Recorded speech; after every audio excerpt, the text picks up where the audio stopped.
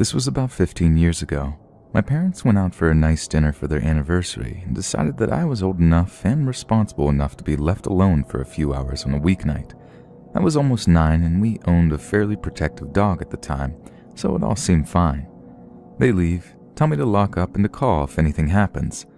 I do so and proceeded to party around the house like a rock star. Cause dude, I had the whole dang house to myself and I could do whatever I wanted. Halfway through a Sailor Moon marathon, I get a knock on the door. I'm confused as all get out cause it's only been about 2 hours and they said they probably wouldn't be back till around 10 anyway. I guess Mama's left something she needed again and swung by to grab it. My front door is a system of 2 doors, a super old, thick wooden door. The house was originally built in the 30s and this door is still the original piece. And then outside of that, at the time, a screen door. My dog is going crazy at the front door, but I just pull her back to calm down because she had a tendency to be reactive to most noises. Well, it's not my mom at the door. Some middle-aged man I've never met before in my life. Papa is now basically feral, so I keep the screen door firmly closed and a hand on her collar as I ask the man what he wants. He starts in on this weird convoluted story about how he has 2 young twin daughters and how they got into a fight and that one of them ran away. Now this man now claims that he believes that his daughter is hiding in my house and would like to come look for her. I tell him no such girl is here, and why does he think she would be here in the first place? He goes on into this long story about how this was the house they first lived in, and how it's the one she was born in, and how it was like a safe place for her, and would be the most likely place she would run away, as it was really the only place she knows. So I felt kinda weird since I opened the door and this dude's story hasn't been helping his cause, but now I know something shifty is going down. I, in no uncertain terms, informed the guy that he must have the wrong house because this house was built and has been lived in by my family since its construction. My dad was born in that house, and after my mom and dad told his parents that they were pregnant with my older sister, they gave it to them as a present to begin their family. He must be mistaken because I know all this to be fact. There were even pictures less than 10 feet away from me on the wall of my dad and uncle playing in the front yard in the late 70s. By now my dog is growling like crazy and dude is getting kinda agitated. He insists that I don't know what I'm talking about and that if I would just give him a few minutes to search for his daughter, he could be on his way. The latch on the screen door was broken and I was putting all my strength at the time in holding my dog from the door. He opens the screen door with one hand and with the other reaches for my closest arm. My crazy canine goes ballistic, uses all her strength to lunge at him, gets a hold of his hand and bites down. Now the man is yelling and confused. He pushes back against the screen door and slams it shut to get my dog off of him. Sadie gets pushed back indoors but is still raging. I quickly slam the front door, lock it and chain it shut. Run around the house and make sure all the other doors and windows are locked and then hunker down in the bathroom, hyperventilating, and wait about 15 minutes till Sadie's growling has calmed some. I check outside. No man or his car. Both long gone. I call my parents and tell them they need to come home right now. When they get home, I recount the whole story. Dad goes to check the front door, and sure enough on the screen door jamb and siding of the house is a large smear of blood. Sadie was treated like a queen and got a whole steak for her to eat on that weekend.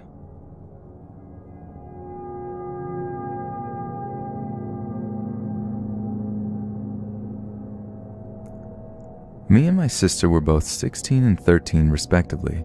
My sister and I were home alone while my parents were out of state for a couple of days to attend the funeral of a longtime family friend. Our grandfather lived only a couple of miles away and was originally supposed to babysit us, but he trusted my sister and I would be fine, and he would be on call if anything were to go awry. Well, of course something did. Just our luck. It was around 10 p.m. or somewhere close to that on the second night, and I was upstairs in bed trying to sleep after a long day of biking around with a couple of friends. My sister suddenly came running up the stairs, which she almost never did unless she was in a hurry for some reason. She came into my room and was frantically talking to someone on the phone. I lied there in confusion while she talked. I don't remember exactly what was said, but when she hung up, she hugged me and told me that everything was all right and that Grandpa was on his way. What happened was that my sister was sitting outside on our stoop talking to a friend of hers on the phone, when a pickup truck came rolling onto our driveway. My parents don't own a pickup truck, so it immediately threw up a red flag.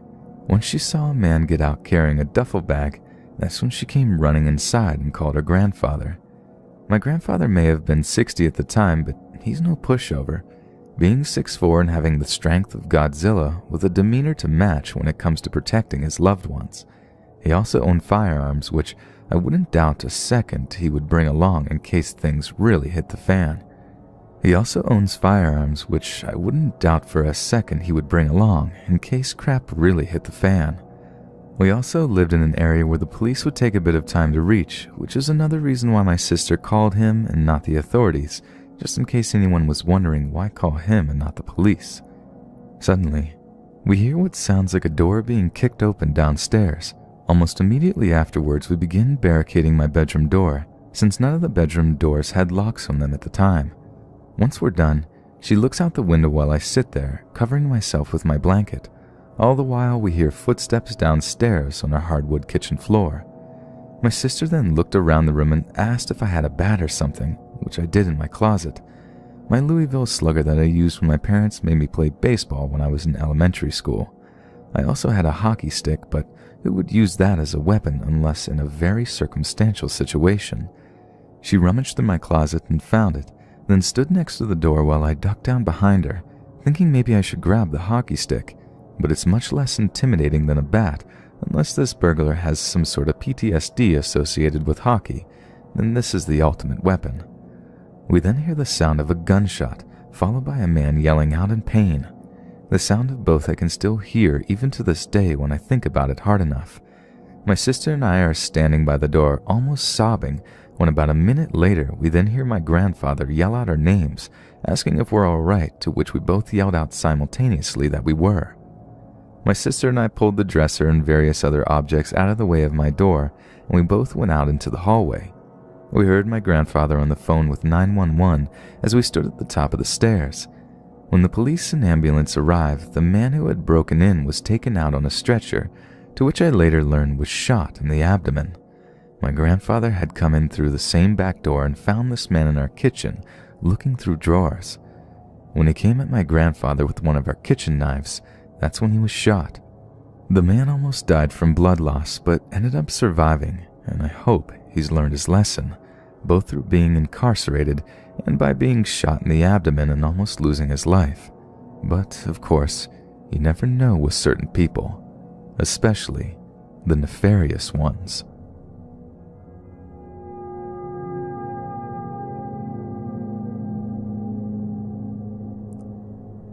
Last summer, my boyfriend and I went camping in some nature preserve in Pennsylvania. I can't remember the name. It was pretty primitive camping, no cell service, and we saw 2 other people there in the entire place. It was huge, so it was pretty empty. My boyfriend pretty much immediately said these 2 people seemed off to him right away. I don't know if they had anything to do with what happened that night, but I'll describe them. The first person was a woman who had her truck parked off of the trail and the hood open. I don't really notice these types of things, but my boyfriend said it looked to him like she was waiting for someone to pull off beside her and offer to help with her truck. Normally my boyfriend is the type to at least offer to call someone, but he said she skeeved him out enough that he didn't quite want to draw her attention more than what was necessary. The next person we saw drive by several times while we were setting up. He just kept driving by slowly and looking at us. I didn't even notice though until my boyfriend pointed out that he'd already done that twice. Whether these 2 people had anything sinister going on or not, the real story has to do with what woke us up at around 3 a.m. It was incredibly loud and sudden. I couldn't describe it or even compare it to anything, but my boyfriend said it sounded to him similar to a chain gun revving up, or someone using some large tool to scrape gravel. My boyfriend jumped up and looked out the little window of the tent. The sound happened again, and again, and it was getting noticeably closer each time. I was about to pee myself, but my boyfriend told me it was probably miles off. I didn't question this because loud noises can be heard from miles off, right? Well, later, my boyfriend told me he told me that because he didn't want to scare me. It really sounded like it was coming from right down the little dirt road. At one point, he said he suspected it was right in front of our campsite. The only reason he didn't tell me to get out and dart for the car was because he was afraid it could be someone trying to scare us out of the tent for some dreadful reason. He whispered. I should have noticed he was whispering and knew something was wrong, since otherwise he'd just speak normally, right? For me to just go back to sleep. However, I couldn't, because every little sound I heard outside sounded like someone sneaking up to the tent. Eventually, my boyfriend told me to get out and help him pack up. It was maybe 20 minutes after the sound stopped. He held our only weapon, a machete, in front of him. It was a full moon or close to it, so we didn't need a light. While we were packing up quickly, I noticed an empty beer can close to our dead campfire. It wasn't there when we went to sleep at around 10 p.m., and neither of us even brought any beer. Thankfully, we got out of there, and for the rest of that trip, we either camped in areas well populated by other campers, or we got a hotel room.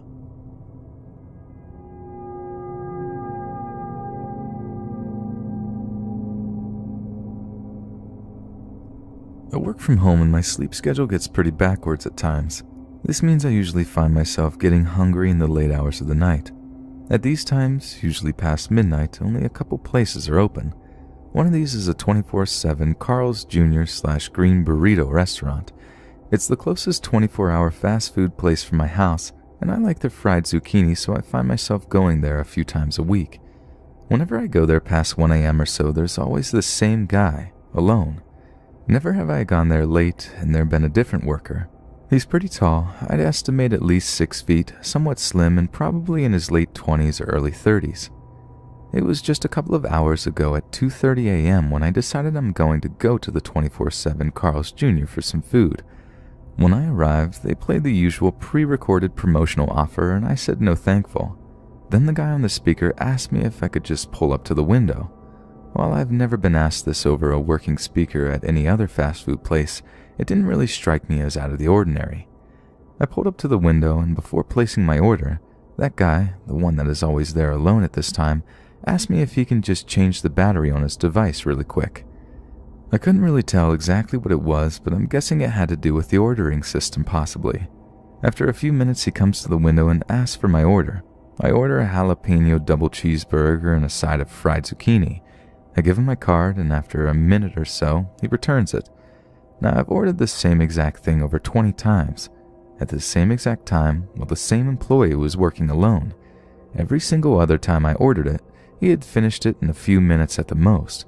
Never did I have to wait longer than that. The first thing I noticed was that it was taking longer than usual. I had probably been waiting for about 10 minutes at this point, at least twice as long as I've ever waited for this fast food meal that's basically already prepared. Then I noticed something a bit strange. When you look into the window where you pay, on the right side is the indoor counter with the cash registers.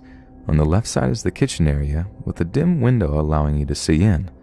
A couple of minutes before I received my food, I saw the guy doing something on the far side of the room. I found it odd as he spent a couple of minutes there and it looked like he was messing around with something small. All of the food prep stations were in the room to the left, and if he was putting the burger together, I'd expect I'd see a lot more arm movement. This is the first thing that seemed a bit strange to me. This is where it gets really weird. I've ordered the same thing from the same guy quite a few times, so the past few or so he's thrown ranch into the bag without me asking.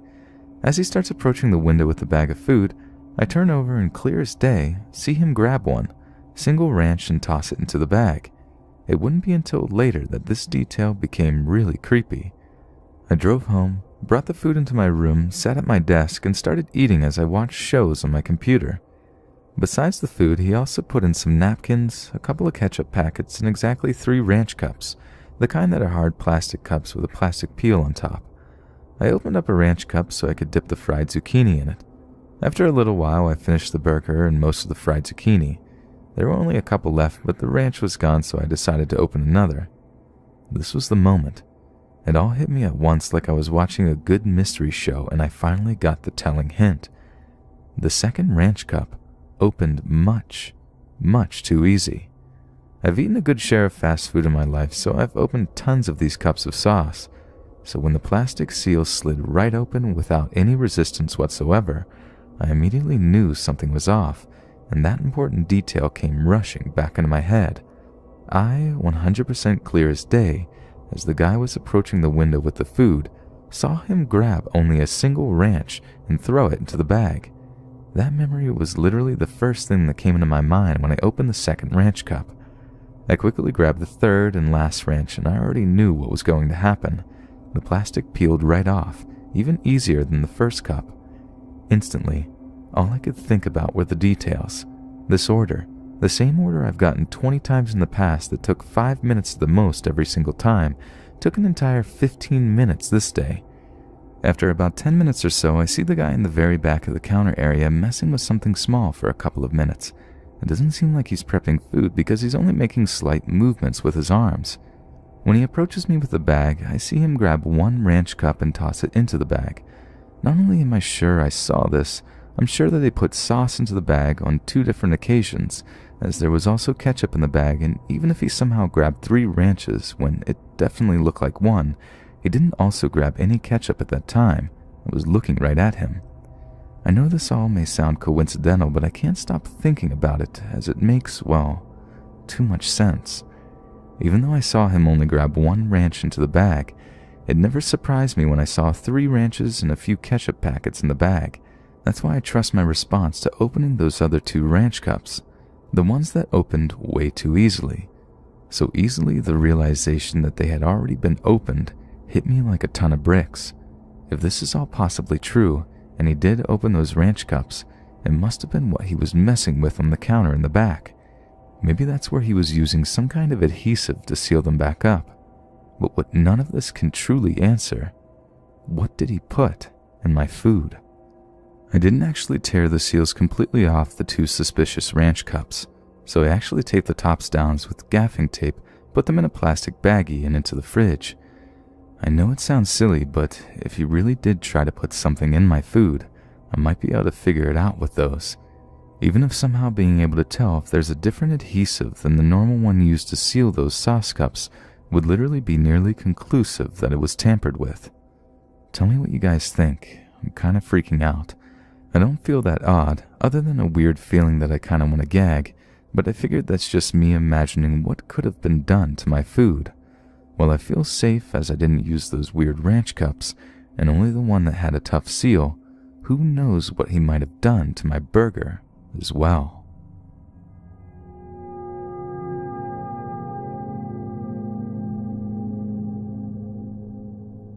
I have a very small family, and at the time I was fighting with my mom every day. I was defiant and kind of a crappy teenager and wanted out of my lame small town. My half-sister is older than me by about 15 years. My dad is much older than my mom and had my sister in his first marriage. So since my sister is near close enough to my mom's age, she thought it would be a good idea if I went and lived with her for my senior year. I was thrilled. It was a bad time for my sister, though, because she was going through a separation with her husband. She didn't want to turn down the opportunity to bond with me, so we went and lived with a close friend and her husband. They had a huge, beautiful house. This was awesome to me because I came from a small house, and we were going to be staying with them for a while. I was given my own room. I had my own bed, TV, computer, etc. It was a nice setup for me, and I was thankful that they were so accommodating and gave me my own space and privacy. I was in a new city, so I didn't have many friends yet. I spent a lot of time in my room browsing the web and being your typical antisocial 17-year-old. I was immediately creeped out by the husband. He was a nice dude. He just gave me a bad feeling every time I was around, and he just seemed off. He also had a pedo stash. I was always a little wary of older men, so I just brushed the bad feeling off as being dumb and overtly paranoid, but I do remember a few notable things about him. First, he was always on his computer. My sister said he kept to himself and played a lot of games and did work, but he would be on all night sometimes. Second, I was wearing some booty shorts one evening before going to bed, and I could tell he was checking me out pretty hard. This made me extremely uncomfortable, but I just put the blame on myself for wearing something too revealing. Great mentality, right? I never wore anything like that around him again. Other than that, he stayed out of my way and we didn't make much contact with each other. He never made any advances at me and never did anything that would be considered creepy other than the occasional glances. Nothing worth bringing up to my sister or a friend. We ended up moving out after a few months because my sister reconciled with her husband, and then I turned 18 and graduated, I went back home to live with my mom. Fast forward about 2 years later, I'm visiting with my sister, and she's telling me her friend is getting a divorce because she discovered he had a weird porn addiction. Then, she says she has something serious to tell me. Apparently, while the wife was going through his computer, she stumbled across all the pornography, and she also came across video files of me undressing and whatever else. The husband had placed a video camera in my room and was secretly spying on me and recording everything I did. My sister didn't give me too much details because she started bawling and blaming herself for it, and I didn't want to push it. I was in shock. I had never noticed a camera or anything out of the ordinary. I have no idea where it could have been. It all made sense, but also didn't, all at the same time. The friend had kicked her husband out of the house and divorced him. It's been another 2 years since I first learned of this, and I'm still not sure how to process it. I don't know if he still has the videos or not, and I don't know where he is or what he's doing. I sometimes feel guilty for not reporting him right away, and I sometimes hate my sister's friend for not reporting him either. He's just out there, and I'll never get closure. The friend doesn't know my sister told me, and I've never even really shared this with anyone until now, but it feels good to at least talk about it.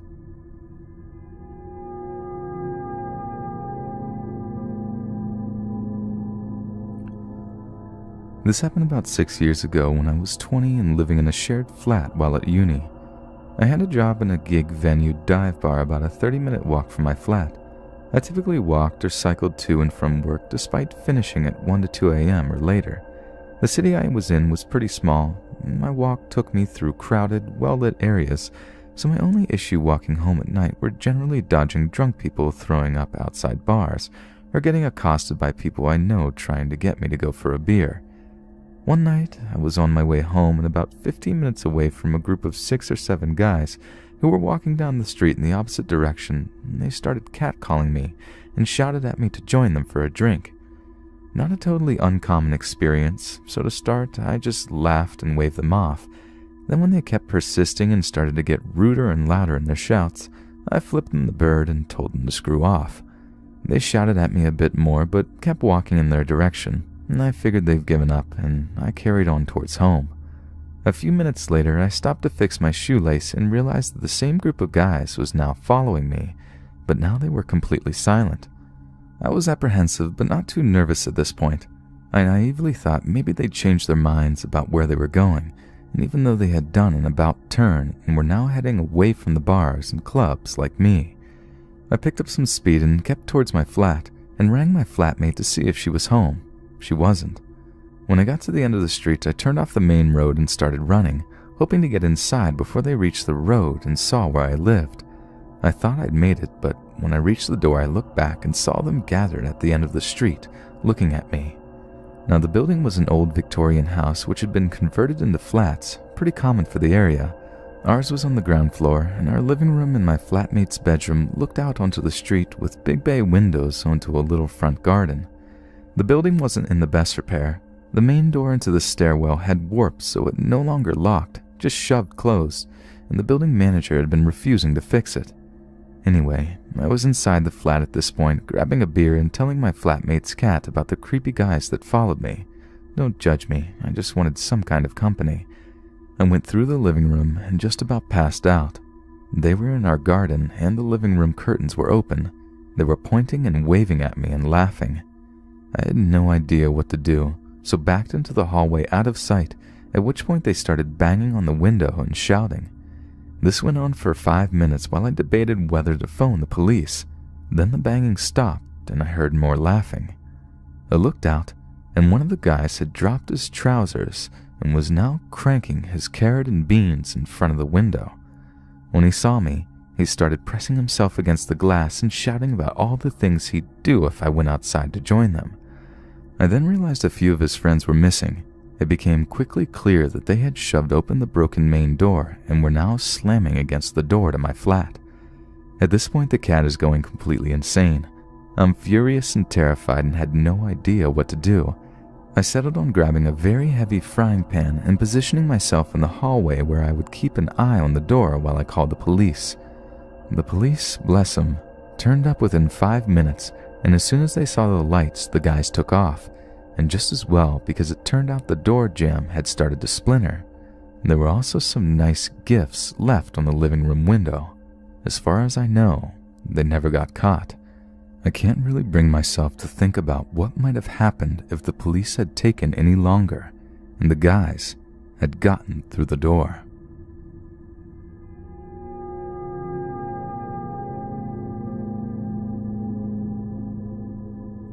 This happened during my senior year of high school back in 2007. I was living at my parents' house, who weren't extremely well off, so we didn't have central heat and air. This happened not long before my graduation, so April or May, which meant some nights it was hot outside, so we'd regularly open the windows to put a box fan in the window. My room was a corner room, so I had two windows, one facing the front of the house towards the street and one facing the side of the house. My bed ran parallel to the side window with maybe a foot space between that wall and my bed. The window came to about the middle of my bed. Directly under the window was my outlet. It hadn't been a very warm week, so my box fan wasn't in my window. One night, I was sitting in my bed working on some report for school. About 30 to 45 minutes into it, I see my laptop battery is low, so I decide to plug it in. I grab the charger out of my bag and lean over to the outlet under the window. As I'm plugging it in, I glance up at the window and see a man staring down at me. I had a brief heart attack and scrambled away from the window, never taking my eyes off of him. He's just standing there, leaning over and looking straight at me. He looked angry, like I had viciously attacked him on a very personal level. This might be a good time to mention that I didn't even have a screen on my window. I can't speak, I can't move, I can't scream for help. I don't even know if anyone is home. We stay like that for what feels like forever, but may have only been a few seconds, just frozen, staring at each other. I want to get off my bed and head for the door, but I'm afraid to turn my back to him. Finally, he starts shaking his head and says, "Anyone could crawl through." I don't know why, but the way he said crawl through just sent shivers down my spine. Maybe it was the fact that that was what he chose to say. I imagine him crawling through my window every night without me knowing, and it just filled me with even more horror. I threw myself off the bed and ran for my door and screamed for my brother and my dad while running down the hallway. They came out and I frantically told them what happened, and they ran outside to check around the house, but didn't find anything. I moved out not long after graduation, but I will never forget the way he said those words. Anyone could crawl through.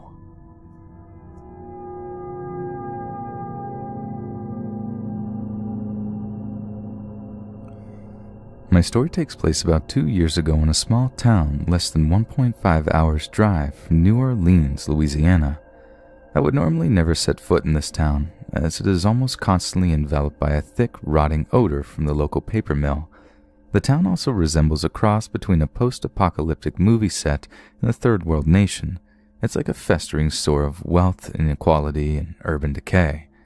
I was, and still am, a collections agent for a rental company.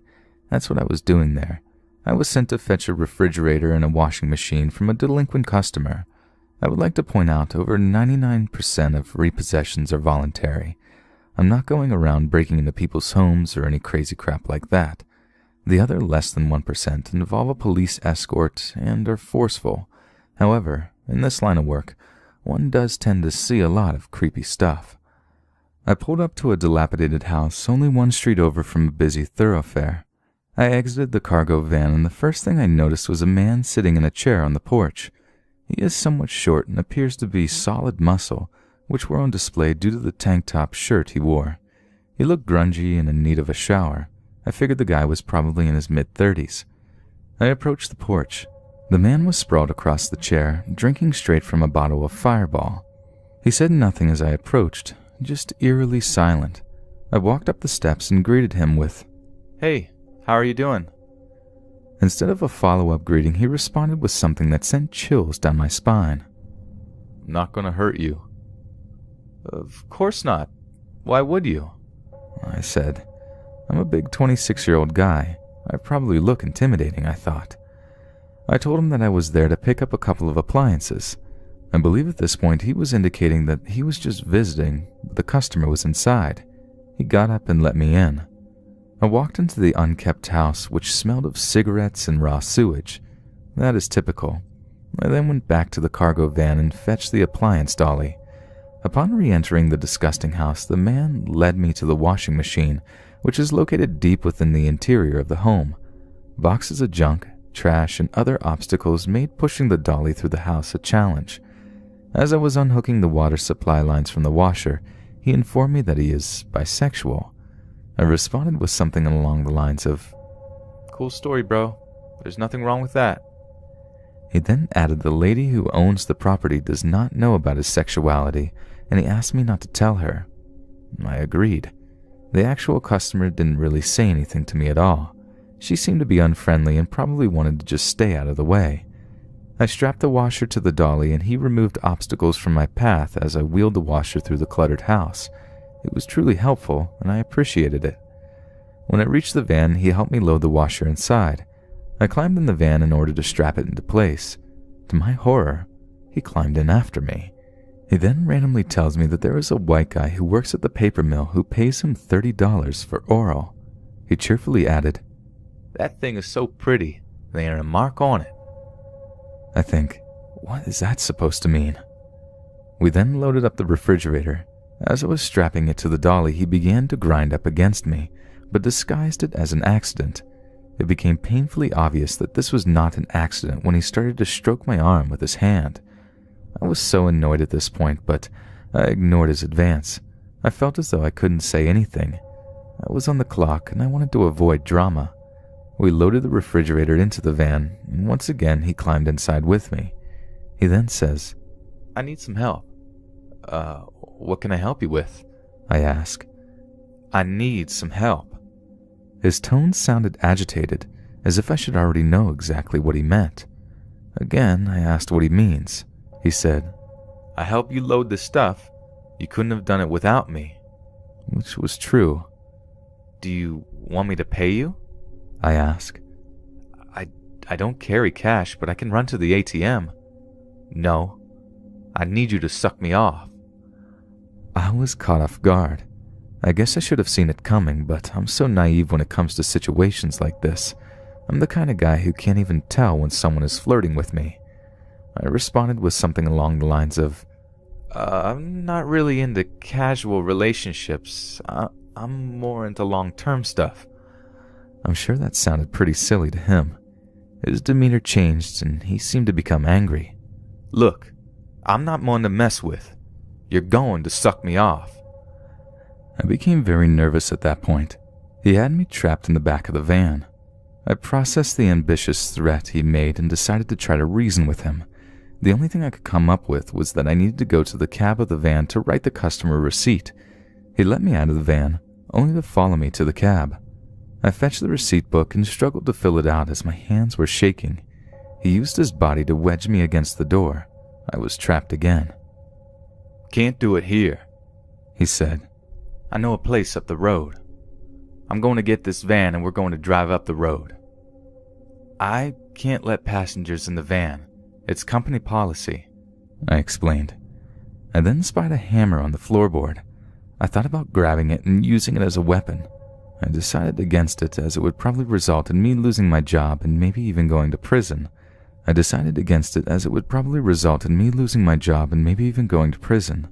decided to attempt to trick him. "Okay, I'll do it. I just can't let you in the van. I'll meet you up the road," I lied. "Go ahead and start walking. I have to go get the customer to sign this receipt." He looked skeptical but agreed after issuing another ambiguous threat. I don't think he believed me, though. He began to walk up the street but didn't go far before he turned around to watch me. I honestly don't remember if I got the customer to sign the receipt or not. When I felt that he was at a safe distance, I cranked the van, threw it into drive, and then peeled out in the driveway. I didn't know where I was going, and I didn't care either, as long as it was in the opposite direction of that psycho. I ended up in the parking lot of a Chinese buffet and placed a call to my supervisor. I told him a brief synopsis of what had just transpired. I was shocked when he burst into an insane fit of laughter. I informed him that I did not find it funny. Over the coming months, my supervisor made me regret reporting the incident. He told the story to every new hire and many current employees in an attempt to humiliate me. I still resent him to this day for it, even though he no longer works here. Also, as the months passed, I began to feel guilty for not doing something. I should have called the police and reported this guy. Maybe not for me, but for the people he could potentially harm in the future. It bothers me to think that if he had the testicular fortitude to threaten a big dude like myself, what could he do to someone smaller and more defenseless? If there is a moral to this story, it's that sexual crime transcends gender, age, sexuality, and ethnicity. If you experience something like this, do not be afraid to contact the appropriate authorities.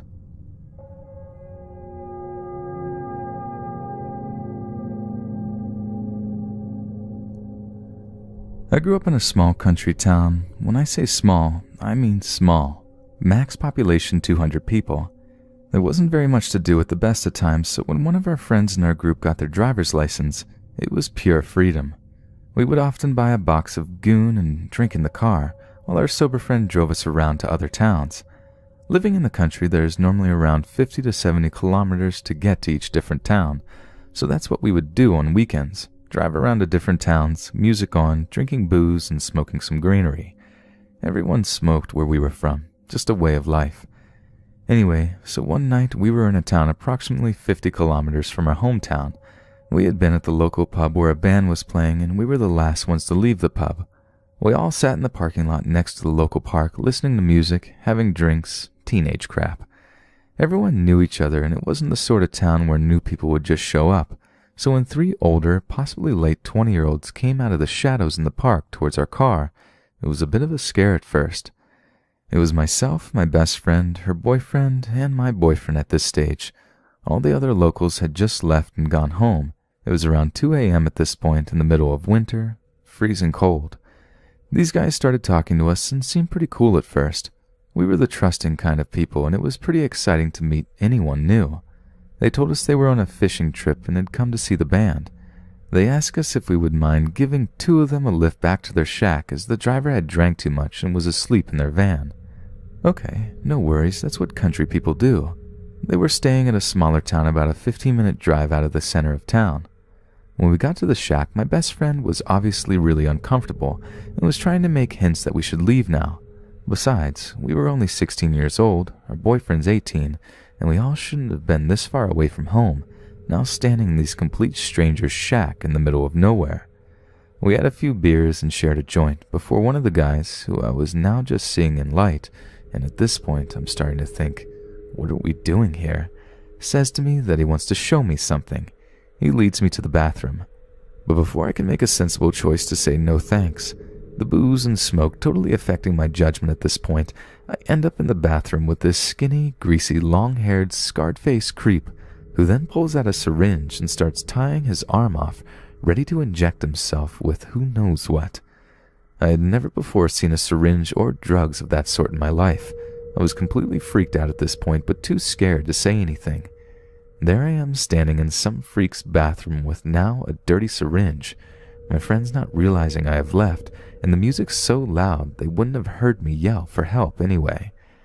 I'm so scared at this point, but there was worse to come. He starts rubbing my arm, saying, "You're next," as he's holding this filthy needle in the same hand. I politely say no thanks, I only smoke, as I reach for the door handle. He pushes himself in the door, blocking me from getting out. At this point I'm so scared I can't breathe, and no words are coming out. Suddenly I hear my best friend saying my name in the hallway, getting closer. She shoves the door open and sees my face, instantly realizing something is wrong. She grabs my hand and says, "Come on, the boys are waiting, get in the car." I had never been so relieved. I didn't tell the boys what just happened because I knew they would go back there and I didn't want any trouble. I just wanted to go home and never talk of this night again. I had learned a big lesson this night and swore to myself I'd never get myself in a situation like that again. As I wake up the next morning, I thought it was all a dream. I was slightly hungover and foggy from smoking. I was just so glad to be home, safe in my bed. As I lay there thinking about what had happened, My mom yells out to me that there's someone out in the front wanting to speak to me. Okay, that's weird. Her voice was edgy too, and it didn't make sense. She didn't say who it was. We knew everybody. As I walk out the front door, there he is. The same creep who I was trapped in the bathroom with only hours before. My mom stayed standing at the door as he says, "Want to come for a drive?" I quickly answer no, as I'm looking at him like, how did you even find where I live? I was absolutely crapping myself at this point. I was also freaking out that my mom was going to find out that I was 70 kilometers away last night in this strange man's shack in the middle of nowhere. But I felt comforted by her presence. God knows what would have happened if she was at work. He can obviously sense my mother's concern and my coldness. He gets in his beat-up van and drives away. My mom's asking, "Who was that?" And I just said it was one of my boyfriend's friends. I wish I had just told her at that point because things were about to get even more scary. I was scared to go to sleep that night and feared that he would come back. I just knew he had terrible intentions. At 2 a.m., our home phone rings. This isn't the day where no one had mobiles, just landlines. My mom answers the phone and I can hear her say, "Who is this?" And then the phone hangs up. "Sarah!" She yells down the walkway. I'm shaking in my bed. She says, "Tell your friends never to call so late. I'm on morning shift." I just knew it was him, and I didn't sleep for the rest of the night. Mom left for work at 5 a.m. and I locked all the doors and windows and sat by the window all day looking through our peephole in the curtains. The phone rang constantly. My fear of this man took over my life for weeks. The phone would ring in the middle of the night, but only when my mother was on night shift and I was home alone. It's like he had been watching and knew when no one else was there. I never told my mother because I didn't want her to worry about me and not be able to go to work. She was a single mom, and things were tough. Around 3 weeks after this initially happened, a local kid who I wasn't friends with but I knew came up to me at school and said, "Hey, there was this guy at the wharf last night asking about you and asked where you went to school." I thought it was over, but obviously not. When I got home that afternoon, the phone was ringing as I opened the door. I was full of rage. As I picked it up, nobody says anything. I start yelling, "Listen, you creep. I've called the cops and they're coming for you." And I hung up. I never got another call or a visit from this creep, and I hope I never do again.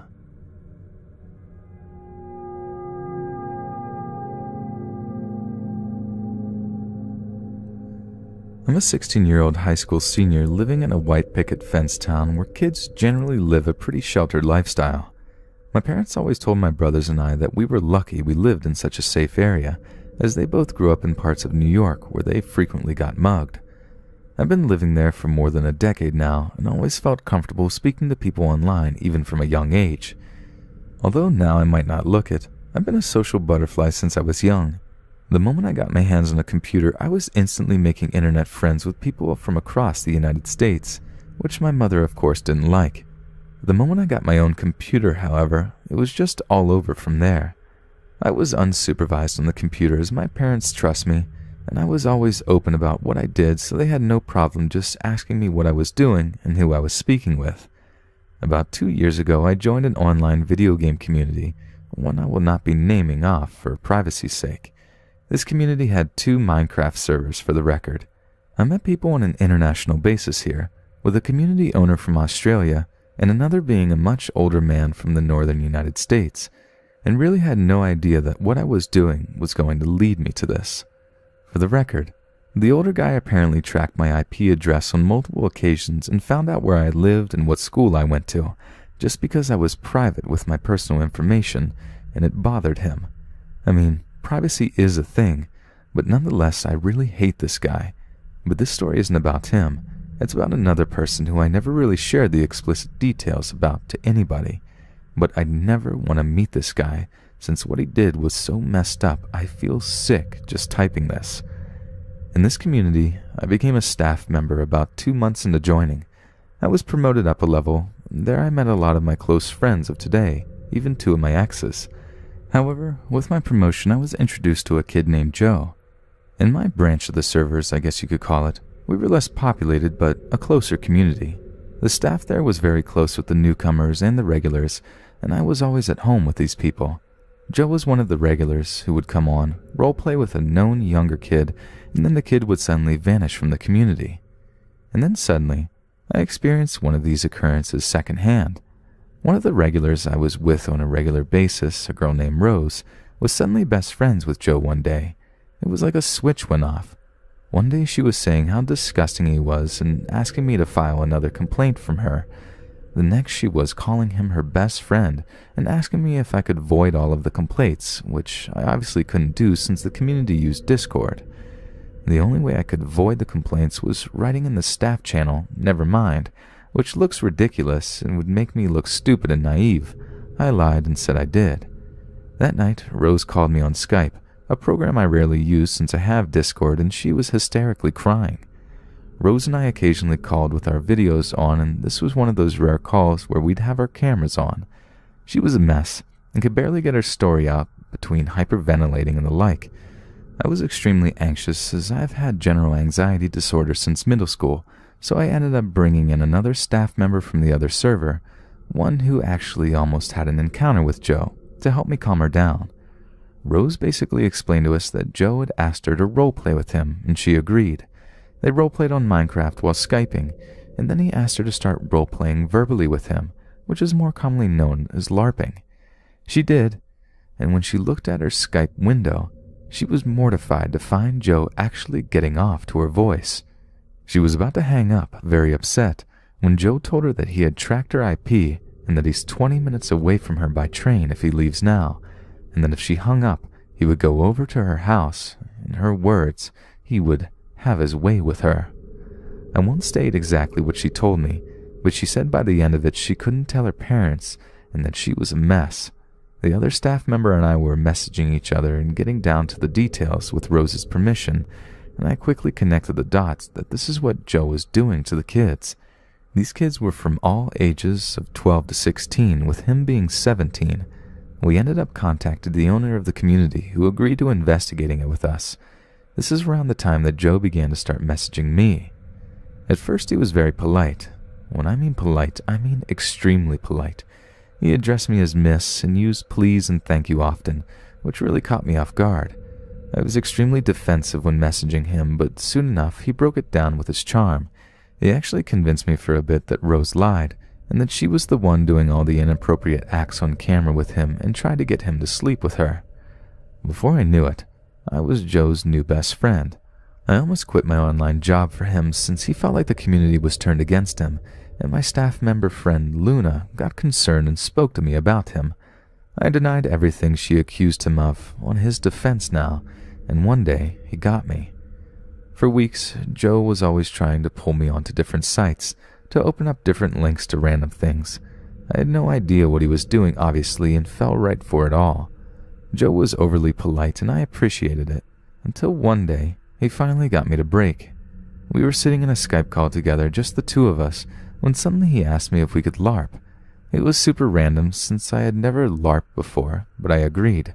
We were moving in Minecraft but speaking, and suddenly as I was talking I heard a low growl from his end. I tried ignoring it, thinking it was his phone or something, but then suddenly his Skype video feed popped up on my laptop screen, and I couldn't hold in my scream as I saw his face scrunched up and his arm going up and down to something just below his camera. I screamed, and before I could say anything else, he instantly delved into how he had collected all of my personal information over the past few weeks. My IP address, through websites he linked me to, my street address for my IP, my cell and house phone number, thanks to an old Skype account he found that my family used, and just more accounts. He threatened me that he would buy a plane ticket out right now, and that his friends in America knew where I lived. Joe is British, and although the likeliness of him actually flying out was small, you need to remember I was only about 15 when this happened and had no experience with people like this. I was beyond stunned, and hung up before calling my parents in. I explained to them what happened, and they called the police and told me to block him. I had to file a statement with the police explaining what happened, but nothing ever truly came out of the case since Joe used a VPN, and the only evidence I had of him was one photo he sent to me.